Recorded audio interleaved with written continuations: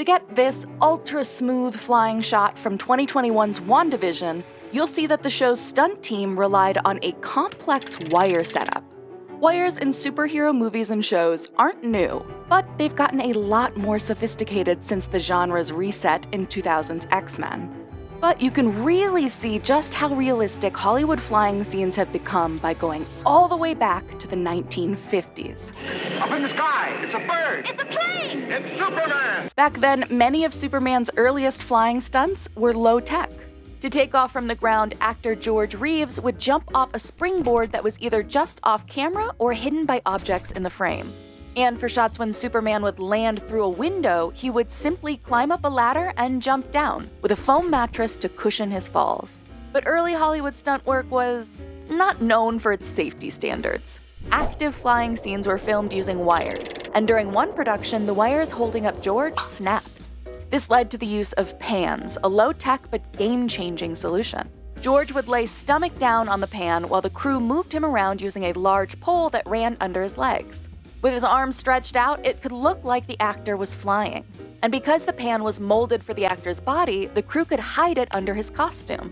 To really sell the myth of flying, an actor needs to actively use their core and shoulders. Basically, whatever your shoulders, whatever this part of your body is doing is telling the story. Compare George Reeves' flying to Christopher Reeves in 1978's Superman. Christopher was also laying flat, but the actor's experience as a glider helped him hold his body in a more natural and aerodynamic fashion.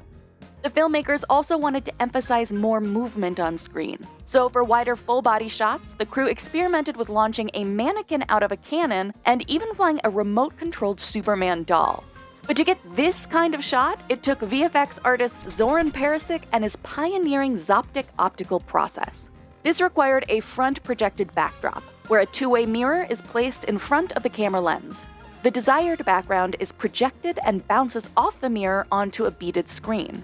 All of that was put onto a moving rig so the camera and projector could move in sync. Zoran then added synced zoom lenses to both the projector and camera lens to make it look like Superman was flying towards the camera, even if the actors were motionless.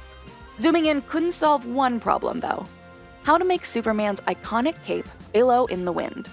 A wind machine on its own wasn't powerful enough. So the special effects team made a remote-controlled rig with rods attached to it to place on the actor's back, hidden under the cape. The combination of the rods moving up and down and the wind machine made the cape flap as Superman soars over Metropolis. These contraptions became outdated once visual effects could place capes and wings in post. As you can see in these behind-the-scenes shots of 2013's Man of Steel, Henry Cavill isn't wearing a cape.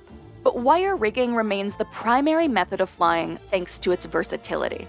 The same method that created Superman and Wonder Woman's graceful flight can also be used for a less than graceful crash landing, as seen here from Avengers: Infinity War.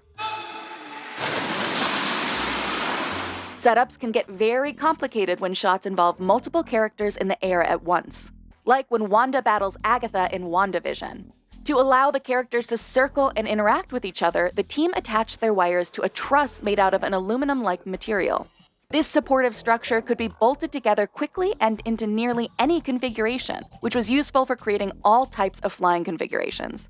Here, stunt rigger Zach Henry locked the two stunt performers' wires in place. The truss was moved around in such a way that it looked like the two characters were circling each other. We could fly at each other and throw blasts and get those wide shots. Where the wires are attached is just as important as the wires and rigs themselves. Take this shot of Wanda lifting herself off the ground. According to CC, who doubled for Elizabeth Olsen, this shot was made a reality because of precisely where they hooked the wires into her harness. These are known as pick points, small but strong loops in the harness where the wires are attached. Those points can change depending on the performer and the type of action. In this case, CC was attached at her hips directly to the spreader bar.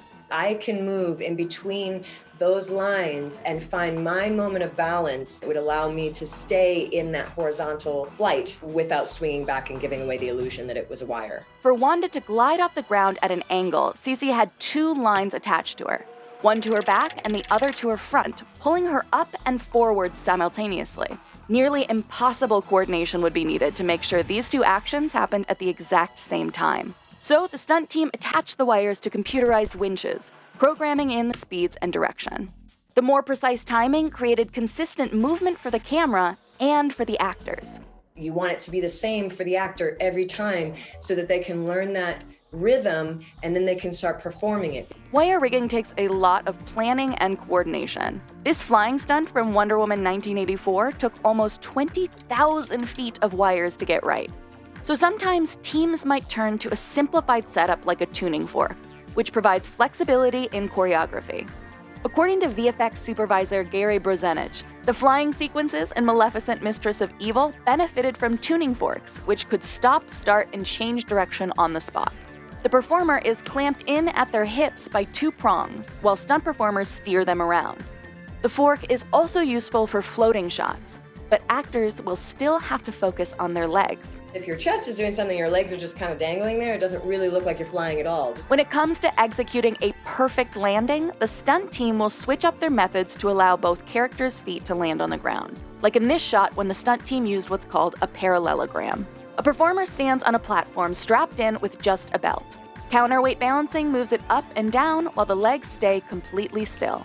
They can actually look like they're floating while they're standing on a little piece of platform. Parallelograms are more comfortable than wires and tuning forks, but the actor's form here is crucial, not just for selling the illusion, but also for their own safety. You never want to have straight legs when you hit the ground. You have to have your knees slightly bent to receive the ground, or else you can really damage your knees and your ankles. For these rigs to work safely and effectively, both the performer and the crew guiding them need to work in unison, which of course is prone to human error. That's where the Robo-Moko arm might come in. Take this scene from Black Widow, where Natasha and Yelena free fall before safely parachuting to the ground. A lot of prep went into that sequence to discover which part would be best to have on the Robo-Moko arm versus which part would be best to have in the wires. Certain free falling and tumbling shots involved repeating the same motion in a straight path. For these stunts, an actor was attached to the Robo-Moko arm using just 2 pick points. The path was then programmed in advance, helpful for repeating moves over and over for different performers. They don't have much to do, so they can just be in that Robo-Moko arm and letting it manipulate them as they fall through the sky. The robotic arm can also work directly in sync with a motion control camera, creating smoother and more continuous flying shots. This tool also proved itself useful for tumbling through the air in one continuous motion, as shown here in Sherlock Holmes: A Game of Shadows. Sometimes, you don't even need a real person flying at all. Today's VFX is capable of creating digital doubles from scratch. From the Spider-Man movies to Man of Steel, digital doubles can perform gravity-defying moves. But flying scenes are most convincing when they're all these techniques at once. Even the most CG-heavy flying would be nothing without the pans and wires that made early Superman fly. In fact, you can see Michael Shannon lying on one of those pans in Man of Steel.